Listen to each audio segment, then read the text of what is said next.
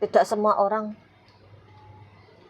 mau berguru atau kita mau berguru itu harus mengeluarkan uang. Itu pendapat dan orangnya sendiri mau kok Mas. Orang yang belajar terus bagaimana kita jangan-jangan nanti kalau sudah dari situ kita bisnis lagi kan gitu.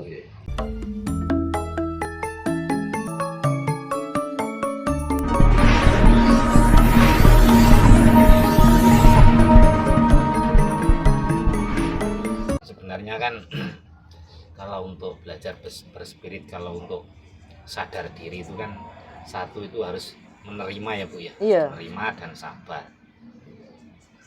Dan di situ kita tahu kebijaksanaan untuk diri kita sendiri.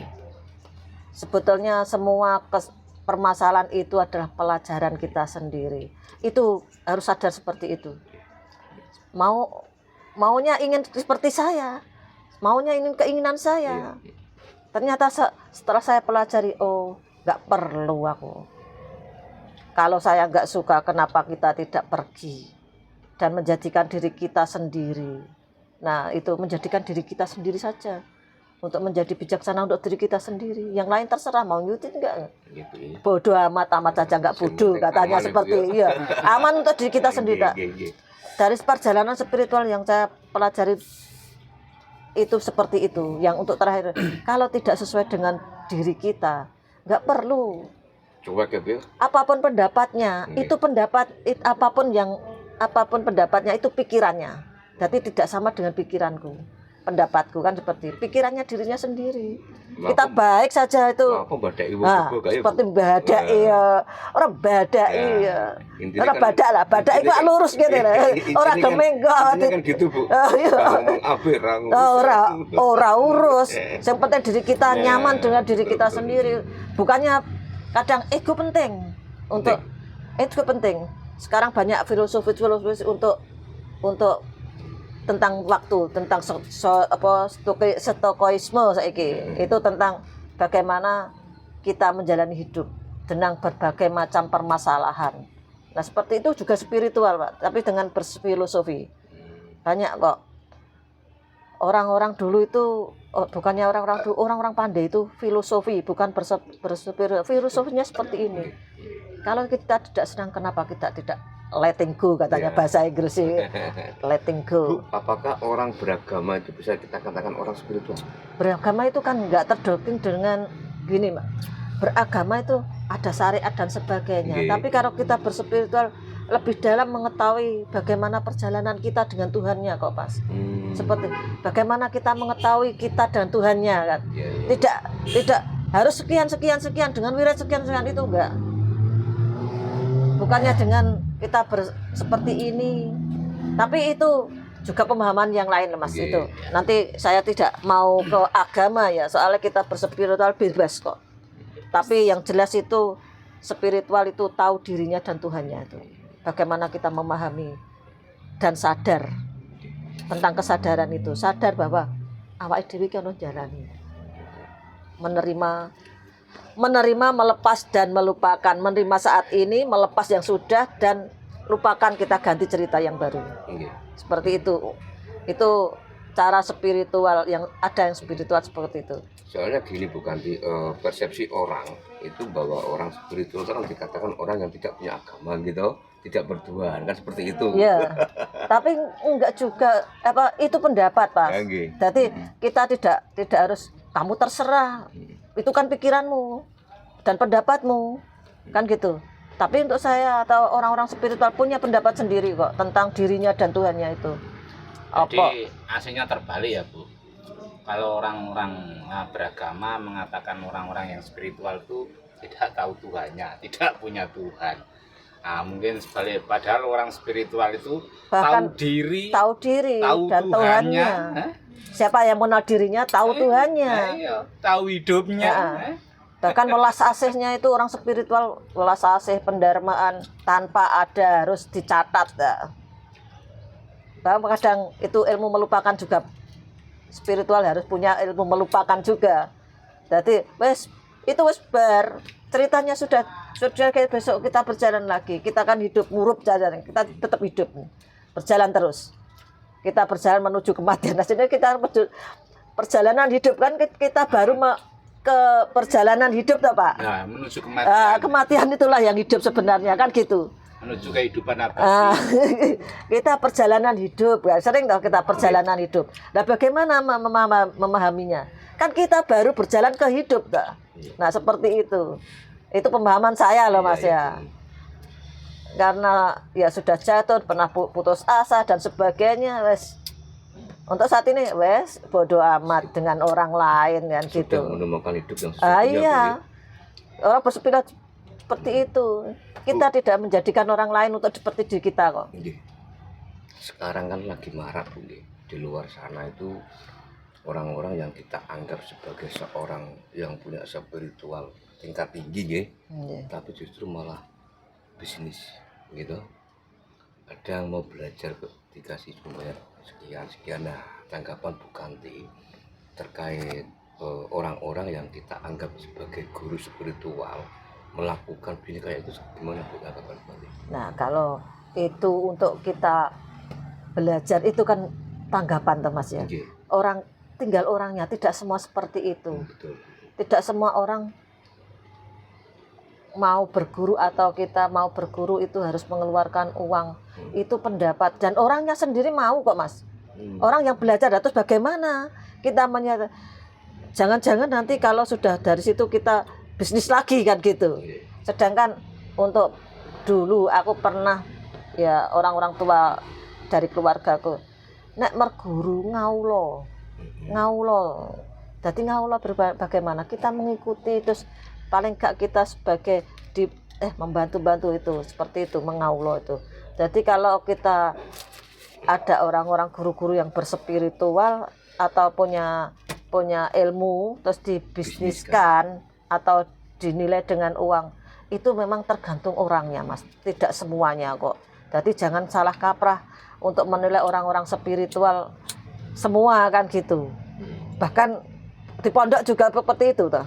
Banyak yang dibisniskan, bahkan ya itu tergantung orangnya karena ego menurut saya. Rasa angkorone yang punya angkorone awak di orang itu karena punya keinginan yang lain. Tidak untuk yang bisnis seperti itu tergantung. Tidak semua orang spiritual atau seorang guru yang seperti itu. Ada kok. Terutama orang-orang yang tidak dipublikasikan atau apa ya, banyak kok yang punya ilmu-ilmu seperti itu. Kadang saya kalau lihat itu kasihan Bu ya sama orang-orang yang ikut itu. Iya. Tapi bagaimanapun dia mau kok. Nah, itu loh. Dia mau.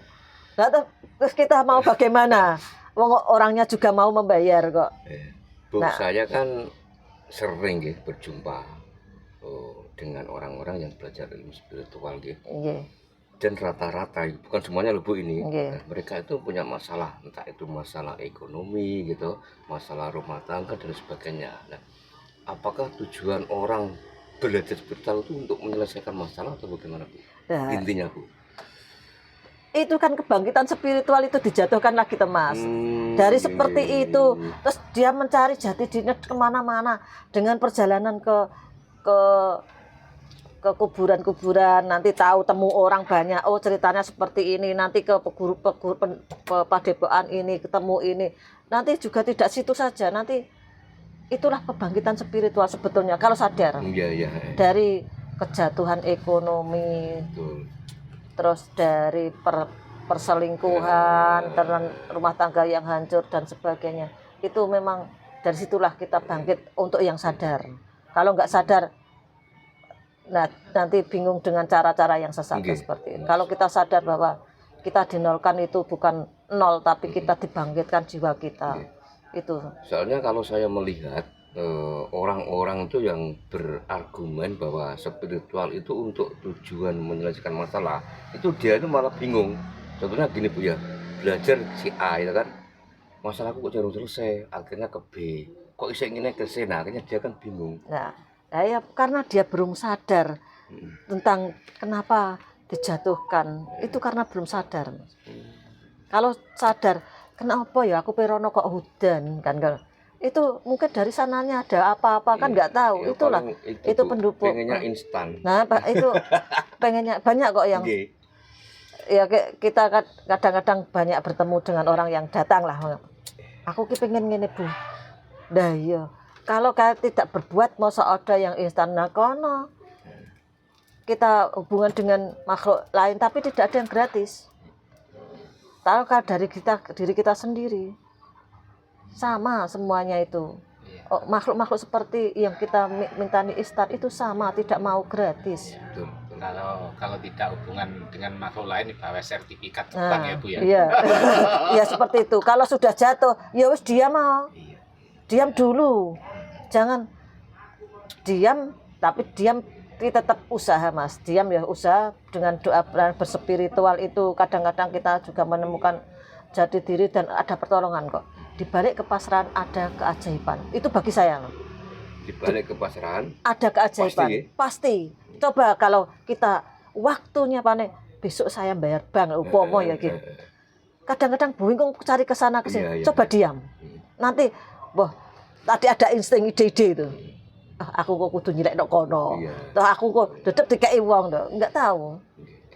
Tapi itu dibalik berserah diri. sering ya bukan Aku sering mengalami. Pokoknya makanya saya bisa bilang saya sudah mengalami sendiri. Di balik pasrah kita ada keajaiban. Itu wes pasti ada jalan keluar. Hukum alam ya. Wes hukum alam. Coba rasakan sendiri. Saya enggak omong-omong kok ini. Karena yakin bahwa kita itu mung sadar mau nglakoni. Jadi kan ada yang menjalankan, masa yang kuasa itu kita sudah berusaha kok mendolimi sana atau gini membuat tersiksa kan enggak. Tapi kan yakinnya itu loh Mas yang nek ora yakin, kok aku berserah lah ngene-ngene. Yo ngono. Tapi kalau yakin aku ada jalan keluar. Yakin ada. Ya ada. Tapi kadang wis urung-urung semua kok nang ngene enak ngene-ngene ya. Ya ngono-ngono kan hasilnya. Berserah pasti ada keajaiban. Gitu. Berserah itu dalam berserah itu kayak apa Bu? Kalau kita sudah berusaha ya. Kalau kita muslim kan sholat, wiridan itu kan katanya berserah. Kita ada yakin kok Mas.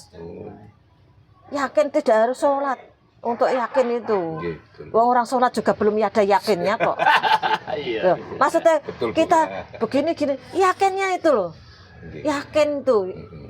Kok kuncinya itu hidup itu yakin Mas. Keyakinan itu yang tidak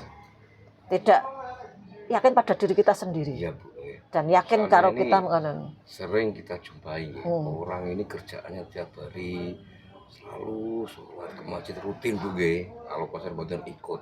Tapi hidupnya ya kok stagnan. Nah, tapi kadang ada orang ini yang nggak pernah pojok masjid ora roh, tapi kok hidupnya kok bahagia gitu.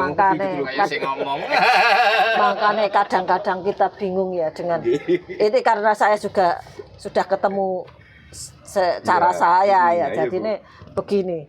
Untuk meyakinkan itu banyak teman saya tapi yang setelah saya omong itu ada jalan keluar itu ya banyak. Itu kuncinya itu diyakin.